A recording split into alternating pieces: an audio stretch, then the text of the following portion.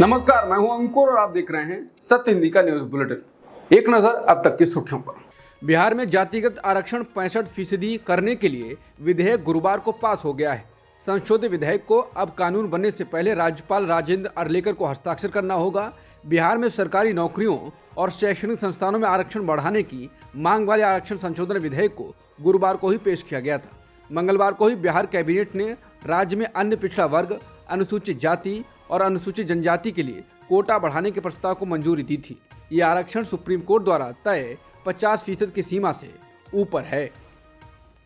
प्रधानमंत्री मोदी ने गुरुवार 9 नवंबर को सतना रैली में कमलनाथ के उस वीडियो को लेकर मध्य प्रदेश के वरिष्ठ कांग्रेस नेताओं पर निशाना साधा जिसमें उन्होंने दिग्विजय सिंह के कपड़े फाड़ने को कहा था। मोदी ने मध्य प्रदेश के लोगों से एक सबक याद रखने के लिए कहा, कांग्रेस आई तबाही लाई। उन्होंने राज्य की जनता को चेतावनी दी कि अगर कांग्रेस पार्टी सत्ता में आती है तो उसे केंद्र सरकार से कोई भी सहायता नहीं मिलेगी। एक वीडियो क्लिप में वरिष्ठ कांग्रेस नेता कमलनाथ की कपड़े फाड़ो टिप्पणी का जिक्र करते हुए पीएम मोदी ने कहा कि जो नेता दशकों से राज्य चला रहे थे वो अब एक दूसरे को कोस रहे हैं। पीएम मोदी ने कहा, ये नेता जिन्होंने मध्य प्रदेश को अभाव में रखा वो राज्य को विकास से वंचित रखने के लिए जिम्मेदार हैं। वो आपको बेहतर भविष्य की गारंटी नहीं दे सकते।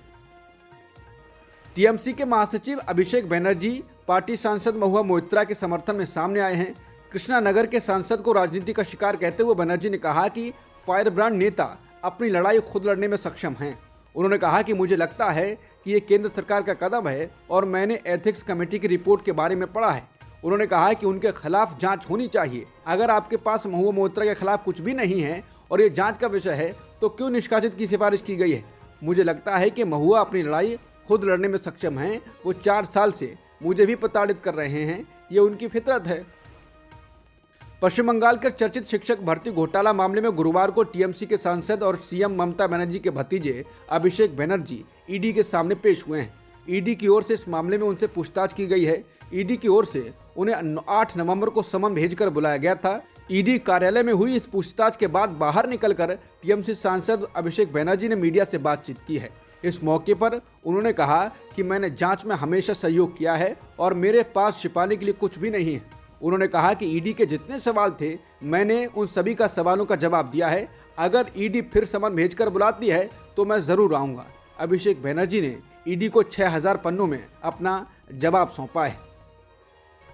प्रधानमंत्री मोदी की डिग्री से संबंधित मामले में दिल्ली के मुख्यमंत्री अरविंद केजरीवाल की ओर से दायर पुनर्विचार याचिका को गुजरात हाईकोर्ट ने खारिज कर दिया है। हाईकोर्ट ने 30 सितंबर को इस मामले पर बहस पूरी होने के बाद फैसला सुरक्षित रख लिया था। अरविंद केजरीवाल ने गुजरात हाईकोर्ट के 31 मार्च को दिए उस आदेश की समीक्षा के लिए याचिका दी थी जिसमें कोर्ट ने चीफ इंफॉर्मेशन कमीशन के एक आदेश को खारिज कर दिया था। दरअसल हाईकोर्ट ने केंद्रीय सूचना आयोग यानी CIC के उस निर्देश को दरकिनार कर दिया था जिसमें आयोग ने गुजरात यूनिवर्सिटी को पीएम मोदी की MA की डिग्री के बारे में जानकारी मुहैया कराने को कहा था। गुजरात हाईकोर्ट ने मार्च में CIC के आदेश के खिलाफ गुजरात विश्वविद्यालय की अपील स्वीकार की थी और केजरीवाल पर 25,000 रुपए का जुर्माना लगाया था।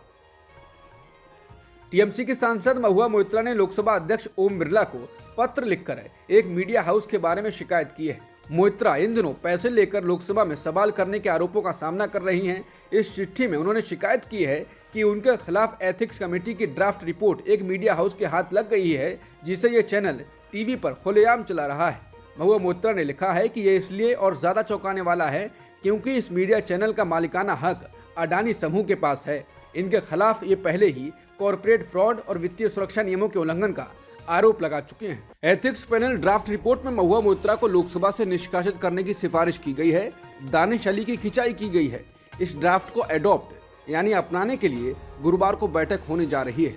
एथिक्स पैनल को लेकर NDTV, India today, Indian express समेत तमाम मीडिया रिपोर्टों में दावा किया गया है कि उन्होंने ड्राफ्ट रिपोर्ट तय की है जिसमें महुआ को लोकसभा से निष्कासित करने की सिफारिश की गई है। बता दें, महुआ ने पिछले दिनों मोदी सरकार के नज़दीक माने जाने वाले अडानी समूह के खिलाफ तमाम गंभीर आरोप लगाए थे।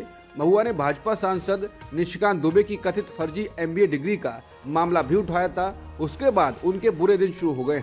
भाजपा का शीर्ष नेतृत्व महुआ से काफी नाराज लगता है।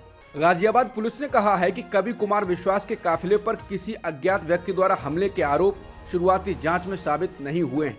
कुमार विश्वास ने पुलिस में शिकायत दर्ज कराई, जिसमें आरोप लगाया गया कि उनके वाहन को एक अज्ञात व्यक्ति की कार ने टक्कर मार दी, जिसने उनकी सुरक्षा के लिए तैनात सीआरपीएफ और पुलिस कर्मियों पर भी हमला किया। एक सोशल मीडिया पोस्ट में कवि ने दावा किया कि अलीगढ़ जा रहे उनके काफिले पर हिंडन पुल के पास हमला किया गया था। उन्होंने कहा कि अज्ञात कार चालक ने उनके सुरक्षा कर्मियों को ले जा रहे वाहन को जानबूझकर दोनों तरफ से टक्कर मारकर निशाना बनाने का प्रयास किया। विश्वास ने कहा, जब उस व्यक्ति को रोका गया तो उसने न केवल यूपी पुलिस कांस्टेबल बल्कि केंद्रीय बलों के सुरक्षा कर्मियों पर भी हमला किया। उन्होंने बताया कि घटना की सूचना पुलिस को दी गई है। जम्मू कश्मीर के सामा जिले में गुरुवार सुबह पाकिस्तान की ओर से फायरिंग हुई। बीएसएफ अधिकारी ने बताया कि रामगढ़ सेक्टर में अंतर्राष्ट्रीय सीमा पर बने नैनपुर पोस्ट पर गोलीबारी हुई, जिसमें बीएसएफ का एक जवान घायल हो गया। अस्पताल में इलाज के दौरान उसकी मौत हो गई। ये 3 हफ्ते में तीसरी बार है जब पाकिस्तान ने सीज फायर का उल्लंघन किया है। गजा में जारी इजरायली बमबारी के बीच सऊदी अरब ने इस्लामिक देशों के संगठन ओआईसी की असाधारण बैठक बुलाई है। ओआईसी की ओर से दी गई जानकारी के मुताबिक ये बैठक रियाद में 11 नवंबर को होनी है। ओआईसी ने अपने बयान में कहा है कि फ़लस्तीनी लोगों पर लगातार तेज होते इजरायली हमलों के मद्देनजर 11 नवंबर 2023 को ऑर्गेनाइजेशन ऑफ इस्लामिक कोऑपरेशन यानी ओआईसी सऊदी अरब के न्योते पर रियाद में असाधारण इस्लामिक शिखर सम्मेलन कर रहा है। एक वरिष्ठ अधिकारी ने कहा कि यमन के हूती विद्रोहियों ने एक अमेरिकी MQ-9 रीपर ड्रोन को मार गिराया है। समाचार एजेंसी AFP के मुताबिक एक अमेरिकी अधिकारी ने बताया है कि अमेरिकी सेना के रिमोट से संचालित एयरक्राफ्ट MQ-9 को हूती बलों ने यमन के तट पर मार गिराया है। हूती एक हथियारबंद समूह है जो यमन की सऊदी समर्थक सरकार से साल 2015 से युद्ध लड़ रहा है। इससे पहले हूती विद्रोहियों ने ये धमकी दी थी कि अगर अमेरिका इजराइल और हमास के युद्ध में सीधे शामिल हुआ तो वो हमास के साथ इजराइल पर हमले में शामिल हो जाएंगे। अमेरिकी रक्षा सचिव लॉयड ऑस्टिन ने कहा है कि अमेरिकी कर्मियों के खिलाफ हमलों के जवाब में अमेरिकी युद्धक विमानों ने बुधवार को पूर्वी सीरिया में ईरान से जुड़े हथियार भंडारण सुविधा पर हमला किया। हमले में ईरान समर्थित समूहों के 9 सदस्य मारे गए। बता दें, लगभग 2 सप्ताह में दूसरी बार है कि अमेरिका ने सीरिया में किसी स्थान को निशाना बनाया है। उसके अनुसार ये ईरान से जुड़ा हुआ है। अमेरिका ईरान और उसके प्रतिनिधियों को इजराइल हमास की लड़ाई को क्षेत्रीय युद्ध में बदलने से रोकने का प्रयास कर रहा है। एक वरिष्ठ अमेरिकी रक्षा अधिकारी ने कहा कि हमले से स्पष्ट संदेश ईरानी वरिष्ठ नेताओं के लिए है कि हम चाहते हैं कि आप अपने प्रॉक्सी और मिलिशिया समूहों को हम पर हमला करना बंद करने का निर्देश दें। एक इजरायली मंत्री ने कहा है कि इजरायली प्रधानमंत्री बेन्यामिन नेतन्याहू को युद्ध समाप्त होने के 3 महीने के भीतर चुनाव कराना होगा। श्रम मंत्री योब बेंतजूर ने कहा कि जनता अपनी बात कहेगी और फिर हम देखेंगे कि नेतन्याहू को जनादेश मिलता है या नहीं मिलता है। उन्होंने कहा कि शालीनता के लिए जरूरी है कि इतनी भयानक घटना के बाद जनता को अपनी बात कहनी चाहिए। उन्होंने कहा, मौजूदा स्थिति में सरकार काम करना जारी नहीं रख पाएगी। बता दें, अधिकारियों और जनता ने 7 अक्टूबर के हमले के लिए जिम्मेदारी स्वीकार करने से नेतन्याहू के इनकार पर असंतोष दिखाया है।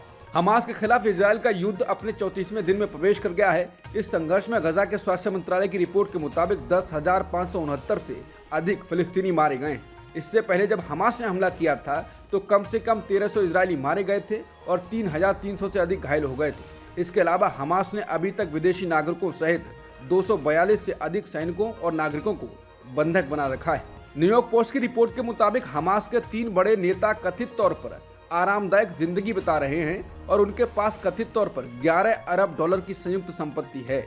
इनके पास कतर और तुर्की में शानदार घर हैं और निजी जेट विमान और ऐशो आराम की चीजें उपलब्ध हैं। रिपोर्ट में हमास के 3 बड़े नेताओं इस्माइल हनिये, मूसा अबू मरजुक और खालिद मशाल के नाम हैं।